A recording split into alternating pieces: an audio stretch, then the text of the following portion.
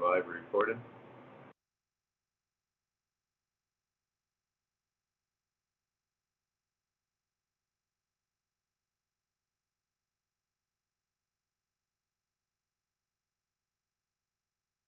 All right, perfect. Good morning, everybody. I'd like to call the order of the Troy IDA meeting. Today is September 16th, 2022. Steve, you'd like to address a few things? I would just like to mention that the governor's order about remote meetings has been lifted, so we are now all in person. I would like to point out that Josh Chapone, board member, is attending by Zoom, so he won't be able to vote, but he didn't want to miss the meeting. Also, our new board member, I'd just like to introduce Jeff Betts. And Jeff is going to be recusing himself on item 4 and actually leaving the room while we have our discussion. And Sue Steele, Jeff Betts. Jeff Betts, Sue Steele. There are lots of wonderful things about you. And I think that covers it. Okay. Alrighty. First item on the agenda is the approval of the minutes from the August 19th meeting. Do I have a motion to approve? Sue, second. Sue? The Sue's. Sue. All in favor? Aye. Aye. Any opposed? Any abstentions? All right. Item number 2, the executive director's report. Okay, just to update, last month we approved hiring CHA to do work for on the Sperry building. We are in process with the city on doing an application for the Restore New York grant for up to $3 million for demolition and renovation. So that's underway. Let's see, I'd also like to, there is a CDFA, Community Development Finance Agencies organization that we are members of. And they are having a conference. They do lobbying, assistance, and special courses for training. And they have a conference in November in Denver that I would like to send Dylan Turek for some good financing, project financing. So that is about, the conference is, I think, up to 1,000. The flight is going to be probably 600 to 1,000 round trip, and then a hotel there. So I'd like to, I'm going to send him to that. I may go as well if I'm allowed to fly by then. So I don't know if I can fly by then. And then the chamber, Stephanie described it, what's the event? It's called the Van Rensselaer. Oh, we have our Van Rensselaer Awards dinner on September 29th at the Hilton Garden Inn, and we are honoring the St. Peter's Health Partners and United Concierge, and then Mary Fran, who is in charge of the county health department. There are 3 awardees. So I'm going to attend that. Dylan's going to attend that. Does anybody on the board want to attend that? What's the date? Thursday, September 29th. Council meeting? So, No council meeting? No, you have it the 22nd, I believe. Yeah, I think you're right. Yep. So you don't have to tell me now. Okay. But Let me I'm check just, my we're calendar. gonna buy it, Thank we're you. gonna be reserving spots. Anybody who wants to go is on board, let me know. Usually I tell you I'm going and Dylan's going, and I never tell the board, do you guys wanna go? So, do you guys wanna go? Let me know. Okay. Thank Okay? you. And, I believe that's it for the executive director's report. Questions for Steve? All right. Next item on the agenda is the 2023 budget. What in the package? I just didn't. Oh, because I told Danae I printed out the budget, but I printed out the budget only for the LDC. Can you print out the budgets and we will jump down to, Go to the next item, so we'll come back to the budget. We'll move to item number 4, the initial project resolution for 155 Riverfront. And at this point, we'll ask Jeff to just step out to discuss it. Excusing myself. Don't forget me. The 29th. So this is a redevelopment of a long vacant building at the northwest corner of the intersection of Congress and River Street. So it's kitty corner from Taylor 1 and 2. If you're heading down River Street to the Congress Street Bridge, it is the last building on your right before crossing Congress and going onto the ramp. And it has been purchased. They have been working with Dylan Turek in my office to redevelop this, with 18 market rate apartments and 5,000 square feet of commercial space. They're looking, and, we have not really reviewed the pro formas yet or anything, but this is the initial authorizing resolution, to find out more about the project, and then, because your first bite at the apple, basically, and then we will review it over the next month and, bring it back the following month. Steve, do you have anything you need to say about this? The only thing I'll ask is, I thought in the revised with the edits that Denny sent over that it was 2,000 square feet of commercial space and then 22 market rate apartments. I just want to clarify. So we'll ask, Kanan, can you answer that? Yes, I can confirm that we have revised slightly. We would be including 22 market rate, 2-bedroom apartments, efficient units, roughly 1,000 square feet each. And the reason is we found a fantastic tenant to work with who we thought was just a great fit for the area and for the building. It's a stained glass restorer who does historic stained glass restorations for churches all over the world. They wanted to come into Troy specifically because of the history of Tiffany glass in Troy. So they relocated from New York City earlier this month, and they're still kind of putting their shop in order, but they're in place. So with such an excellent tenant, which we thought lent to the building and the historic nature of it, and also the neighborhood, we kind of revised the plan a bit.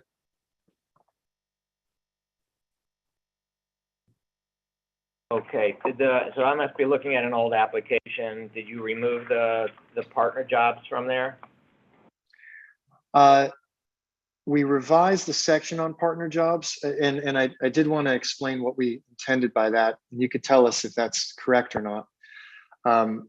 During construction, the construction and development phase, there are 3 main partners, and we'll each be taking significant roles in the work.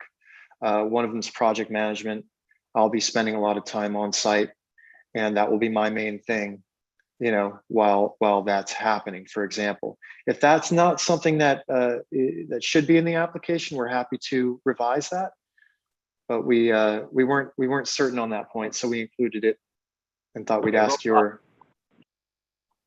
Thanks. We'll talk in-house about that. I mean, if the job creation numbers change, I don't believe there's a problem with that. Okay. Let us know. We're looking for guidance. Okay. Are these 3 partners, they're gonna be owners of the property? Yes. Yep. Yeah, that wouldn't be in there. All right. Oh, okay. Hey, Steve, I have a question. Yes. Can I ask you a question? Originally, you had 5,000 square feet of commercial space and 18 apartments.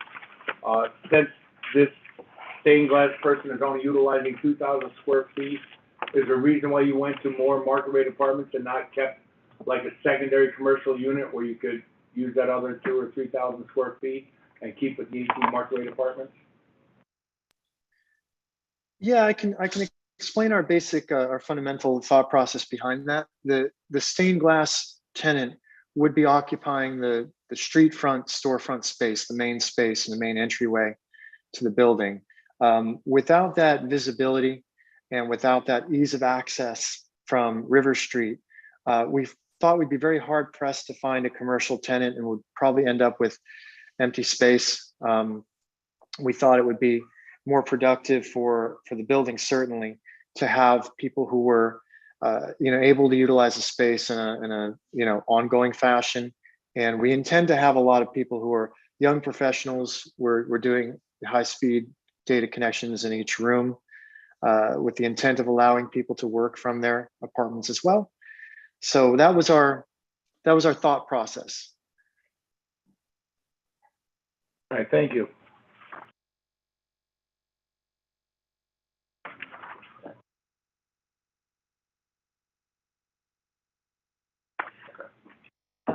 I'm just curious, how does this mesh with the long-term Taylor redevelopment? Are we, I'm still trying to visualize where this is exactly. It's across the street. So if you're, I'll describe it a bunch of ways to you. Right. If you are down on Front Street Right, at Congress Street and you're coming up the hill from the river, where the river's at your Okay, back, it's it's the on your building right. on your left oh, The old John Taylor- L. Thompson. and Taylor's Drug on your Hotel. right. oh, okay, Okay. all right, great. That's what that is, that's the old John L. Thompson. Now, building. see, we're the same era, so I understand now.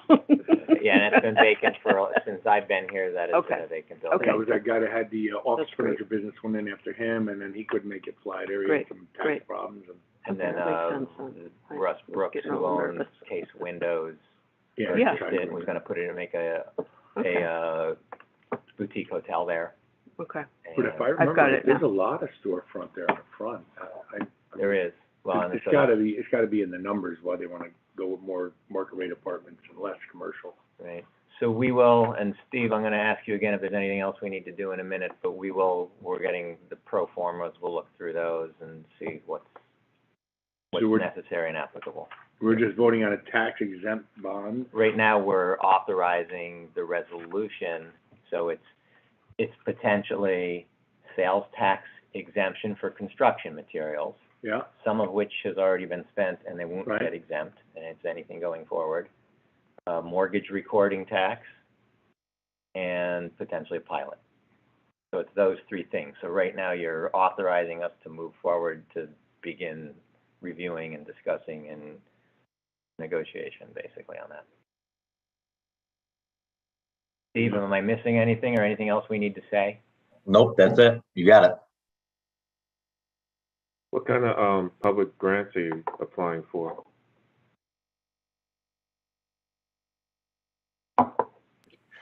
We're not applying for any public monies at the moment. We will be going through the historic tax credit process.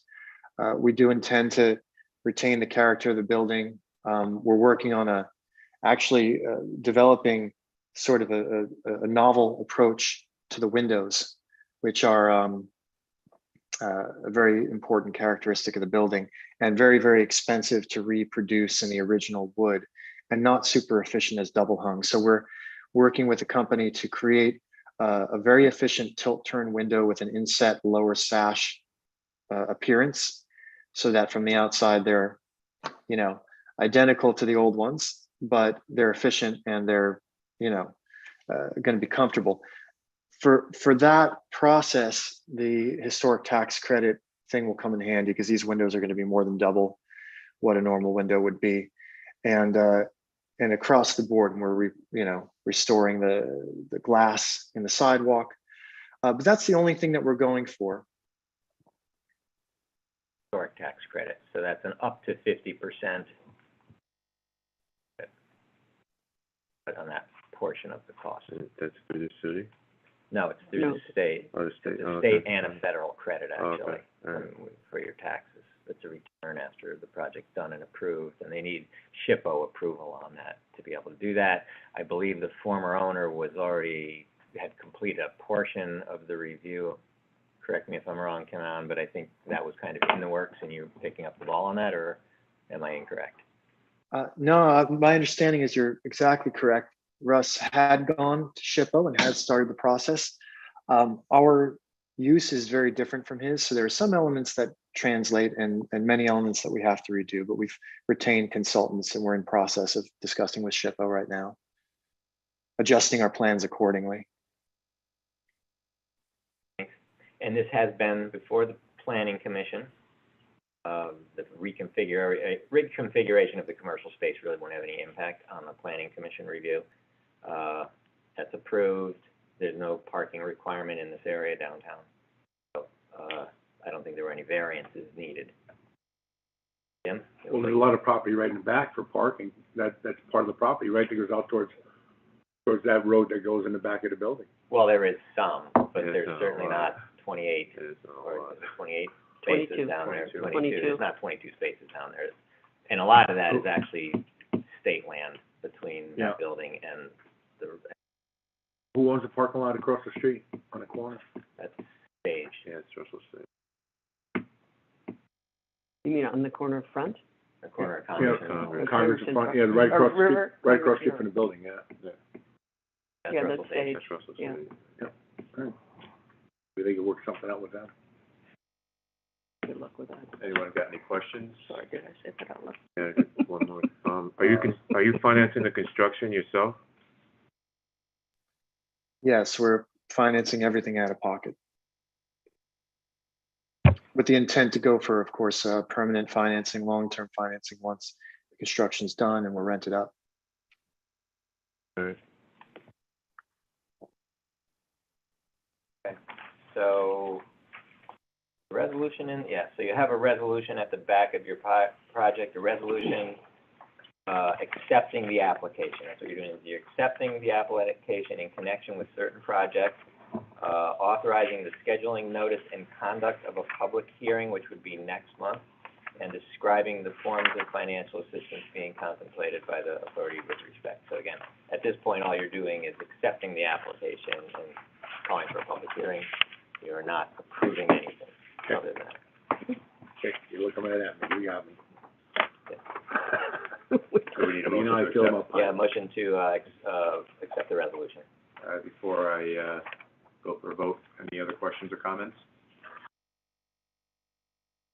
All right, do we have a motion to approve, accept the, resolution for, with 155 Riverfront LLC? So moved. Sue moved, we have a second. A second. Tasha, all in favor? Aye. Any opposed? All right. Great. Thank you, Kanan. Thank you all for your time. You, right?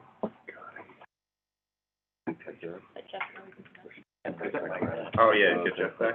And I'll just add that the estimated taxes there, we're waiting for an update from Sharon Martin, the assessor, on what the actual taxes will be when it's done. Okay. So we're working on that too. Sorry, should have said that. Oh, okay. Sue, we're good. Okay, We're gonna go back to the, budget. yes. Now, does everybody have the Troy IDA Everyone has budget? the, yeah. Everybody have the budget? Here. I think she handed it. All right. Now that, Well, that was one that I got, but I'll go get your own. Oh, sure. Whoa, what the heck is wrong with this chair? don't pass that down. I'm riding a bull here. There you go. You got an extra one? Yeah, right there. I couldn't share this. I think well, actually, I have, You could do it. I have many here. Sorry, Jim, I think I just gave you the CRC budget. No, I thought there Yes, was one you left. Oh, there wasn't one. Yeah, I think. We have plenty. We Okay. have a plethora of them. Okay. So, All right, so we're gonna go back to item number 3, the 2023 budget. Steve? okay, so per the authority budget office, we need to, by October 31st, next month, adopt a budget for the IDA. It's in the format presented as the authority budget office requests, and I'm being told I don't need 2027 by another board I was on, but I thought we always included the current year and 4 more years, but, I think it includes this year, but we'll look into that. This is a draft budget. At next month's meeting, we're gonna have an audit and finance committee meeting to discuss it further, and we can discuss it as well today. Any questions? This is really your first look at this. And then after that, we would adopt it or amend it or whatever in the finance meeting in October, and then approve it at the regular meeting. So the IDA budget is pretty straightforward. I've got footnotes mostly there. You can see 2021 actual was a down year for revenues, for operating revenues. We didn't do a lot of projects during COVID, and the only reason the 2022 number is so high is because the standard manufacturing building was a significant piece for us. So that's what we anticipate being this year, and then we have enough projects lined up. I just basically 200,000 a year is what I'm assuming we will go, knowing what's in the pipeline. The rentals and finance income includes the sale of the parking lot behind River Street, behind the Marshall Ray Building at 701 River Street, which included, actually, if you remember, we included in the sale price some of the costs that we put towards the project after the fire. So instead of selling it for 107, we sold it for a higher number, which is Steve, you said rental and finance, should that 366 is Other operating. revenues. I don't know if that, operating, so it's rental, Sale of well, 701 sale, River it's a Street. sale of property. But it's showing under, I have it as other operating revenue. right, that's fine if it is, you just mentioned, Yeah, you said it was rentals and footnote, finance. yeah. Oh, did I? Yeah. Sorry. Okay, no, But it's other, it's okay. other operating revenue, Alright. okay. So, investment earnings, so basically our revenues for this year, $747,000, and then going forward, it's $200,000 per year as an estimate. The expenditures are pretty straightforward. Professional service contracts include legal, accounting, advertising, insurance, and if you remember, the city pays $100,000. The IDA pays $100,000 a year towards, to the city to cover staff time, my time, Danae's time, Dylan Turek's time, Andrew Kreshik's time. And they insinuated last year that they believe those numbers haven't been changed in a long time and they're looking for a higher number. So and there was a reason for the calculation, which I'll send to you guys prior to the next meeting. But so I have bumped that number up from 100 to, I believe it was 120, well, it's somewhere like around $125,000. And then other non-operating expenditures, those are obviously the hiring of Labella and Chazen to do work on the geothermal and the Sperry building. I split the Chazen number, not the Chazen number, CHA and Labella, and I split the CHA number into 2 years. I'm not really sure how that's going to play out. Hopefully we'll have a better breakdown on that for next month, but it's still an estimate. Bringing our total expenditures to $462,000 this year. Total expenditures to $285,000, and then next year it's a higher amount, $340,000. And then and the reason 23 is higher than 24 is 23 includes that CHA number in it as well. So if you look at the bottom, cash end of year, usually have a cash beginning of year and a cash end of year. I think that line got hidden, but I'll revise that. So I usually show beginning of the year and then the end of the year where we stand cash-wise. So you see the IDA is in a strong financial position. Your, professional service contracts gone down since 2021, is that?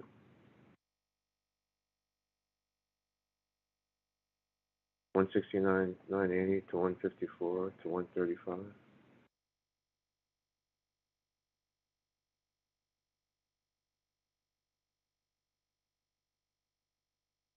Oh, well, probably, I mean, does that include? I mean, I'm sure they're not charging less. Legal accounting, yeah. I'll get you an answer for that. I'll email an answer for you why that is. But again, sometimes you have professional services for other things that aren't just standard normal city fund accounting, legal as well. And I'll look and see why 2021 is so high. 2022 is, I'll look into that. I just Yeah, figured you carry the same number over. what I took out of there. Will you look into it? Yeah, I'll look into it. Yeah, that just, yeah. Yeah. Any questions or anything else to add about the budget?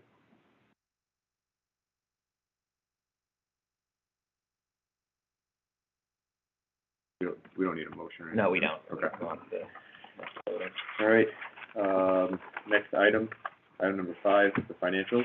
Matt? Does everybody have the financials?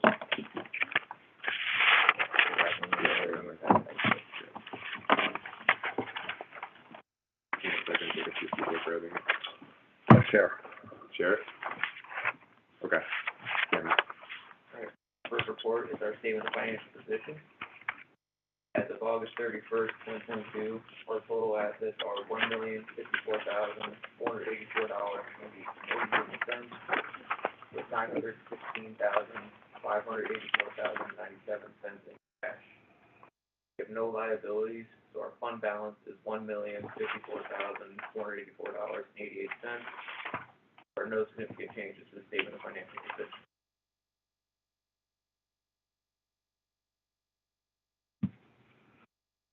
Quarterly activity.